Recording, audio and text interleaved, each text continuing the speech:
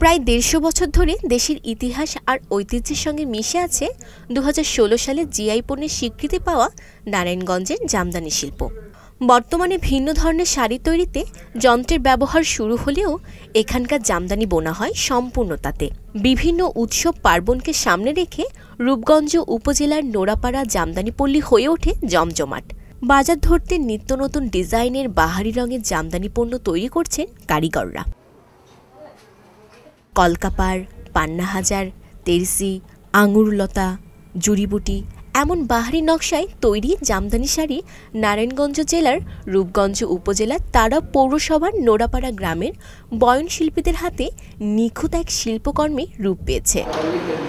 শীতলক্ষ্যা নদীর পাড়ে দেশের একমাত্র জামদানি পল্লী ৩ শতাধিক তাঁতখানায় এসব শাড়ি বুনছেন প্রায় ২,০০০ জামদানি কারিগর।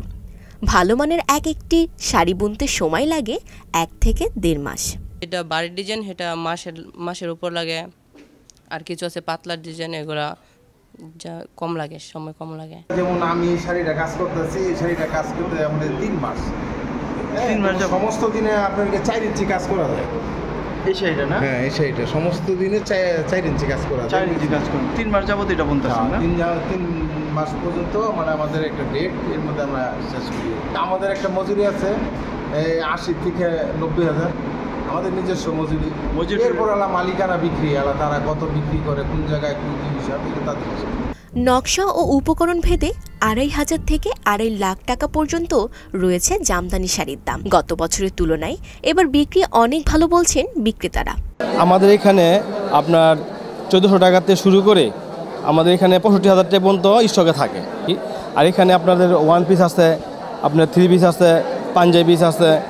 আর ঈদের উপর নির্ভর করে আলহামদুলিল্লাহ আল্লাহ তাআলা লাখ লাখ শুকরিয়া, এখন খুব ভালো একটা সেল হইতেছে। যে আমরা ভাবি না যে এত অনলাইন হওয়ার পর থেকে এত চাহিদা হবে। জামদানি শাড়ি এক সময় পড়ে গিয়েছিল, এখন আল্লাহ দিলে অনেক চাহিদা হয়েছে আল্লাহ কাছে, লাখ লাখ শুকরিয়া, মানের অনেক ভালো। দেশের বিভিন্ন প্রান্ত থেকে জামদানি শাড়ি কিনতে রূপগঞ্জের নোড়াপাড়া আসছেন ক্রেতারা। প্রযুক্তি ব্যবহারের ফলে অনলাইন নির্ভর নারী ব্যবসায়ীরা এগিয়ে আসায় আরও গুরুত্ব পাচ্ছে জামদানি শাড়ি। সাশ্রয়ী দামে শাড়ি কিনে খুশি তারা। কালারগুলো দেখলে তো সবই নিতে ইচ্ছা করে, কিন্তু আর একটু কমে পাবো ভেবে এখানে আসছি আর কি। তো সেই হিসেবে মনে হচ্ছে কম দাম, সবই ভালো লাগছে, সবই নিতে ইচ্ছা করছে। শাড়ি কেনার তো এক্সপিরিয়েন্স ছিল না, এখানে এসে ফার্স্ট শাড়ি কেনা, বাট ভালো ছিল। ফার্স্ট একটু ভয় ছিল যে কিনতে পারবো নাকি, ভালো হবে নাকি, বা দামগুলো কেমন হবে, বাট এখানে এসে মনে হচ্ছে যে আচ্ছা ঠিক আছে, নিতে পারছি, ভালোই।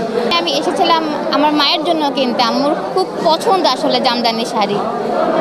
সো এখান থেকে যদি অথেন্টিকটা নিয়ে যেতে পারছি, যেহেতু মানে আশা রাখি যে আমার খুব পছন্দ হবে। সাধারণত প্রতি মাসে প্রায় ৩ থেকে ৪ কোটি টাকার জামদানি বিক্রি হয় বলে জানান শিল্পনগরীর কর্মকর্তা।